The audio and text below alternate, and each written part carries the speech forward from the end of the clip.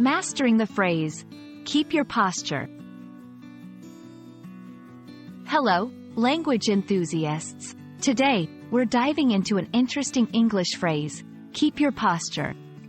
This phrase is not just about physical stance, but it carries deeper meanings and usage in various contexts.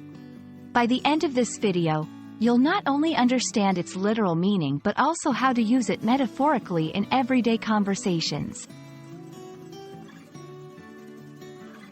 Keep your posture primarily refers to maintaining a straight and aligned physical stance.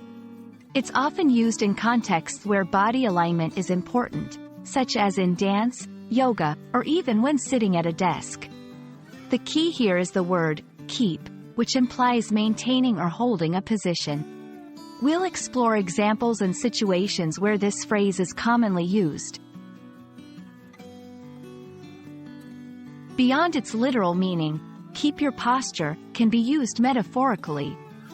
It suggests maintaining composure, dignity, or a particular stance in non-physical contexts.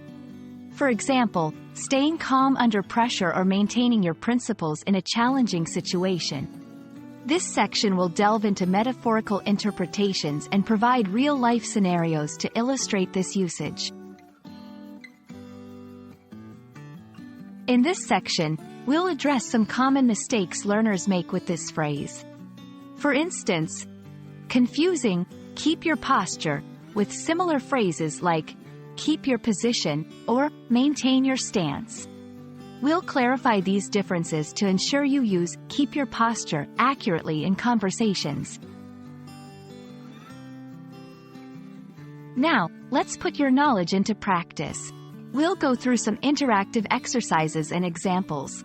You'll get a chance to create your own sentences using keep your posture, both in its literal and metaphorical senses. This hands-on approach will help you grasp the phrase's usage in various contexts.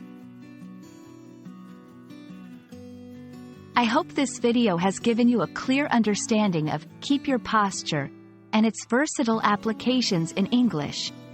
Remember, language learning is an ongoing journey, and every phrase you master brings you one step closer to fluency.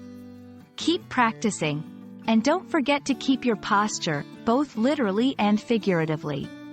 Thanks for watching, and see you in our next language adventure.